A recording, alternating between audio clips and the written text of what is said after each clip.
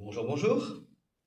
Je termine sur la série des Bagua, les 8 méridiens curieux ou 8 merveilleux, avec la dernière posture statique de l'ensemble, le vent.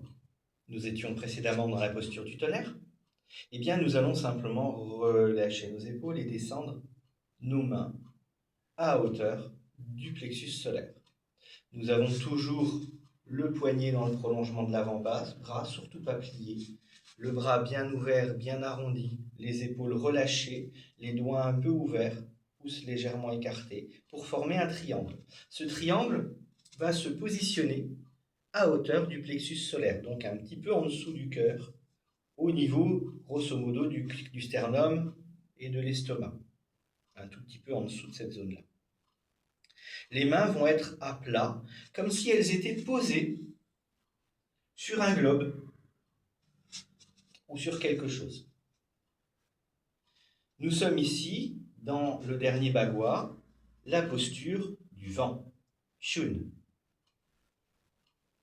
Nous sommes là en rapport avec le méridien Daimai, que l'on connaît sous l'appellation de méridien ceinture. Nous sommes sur la direction sud-est et l'élément bois. C'est une posture d'intériorisation, d'enracinement, de patience et de souplesse.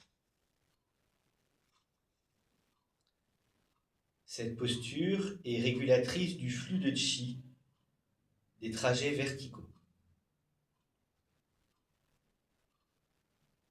Elle est en rapport avec les lombaires, l'abdomen, les membres inférieurs et le système reproducteur féminin.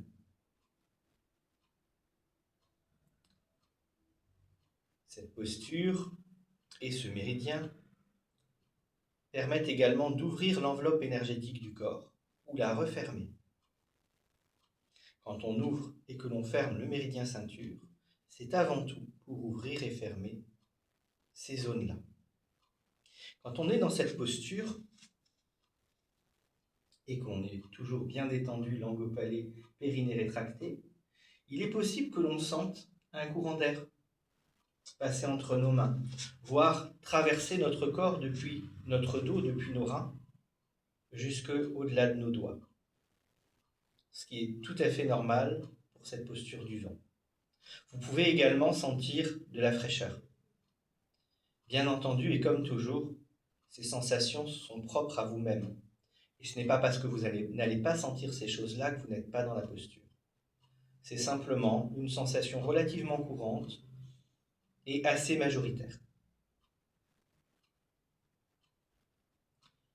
Et bien entendu, quand nous avons terminé, quand nous avons finalisé nos bibagua, eh bien nous allons tout simplement relâcher et potentiellement, si nous l'avons ouvert auparavant, refermer notre méridien ceinture, ramener notre jambe gauche pour nous recentrer et revenir à la terre. Nous refermons l'enveloppe de notre corps pour pouvoir finaliser cet exercice. Donc avec cela, vous avez l'ensemble des bagua, les 8 méridiens curieux, les 8 méridiens merveilleux, sur des postures statiques extrêmement simples, où vous ne devriez pas risquer de vous faire le moindre mal, si ce n'est potentiellement quelques désagréments au niveau émotionnel dans certaines postures. Je vous ai expliqué, je crois, dans la vidéo précédente, à quoi cela était dû. Je vous laisse sur tout cela et j'espère que vous pourrez pratiquer et profiter des bagua qui sont très rarement montrés et que je trouve particulièrement intéressants et exceptionnels parce que finalement, tout le monde va sentir très rapidement quelque chose, ce qui n'est pas toujours le cas en Qigong. À bientôt. Ciao, ciao.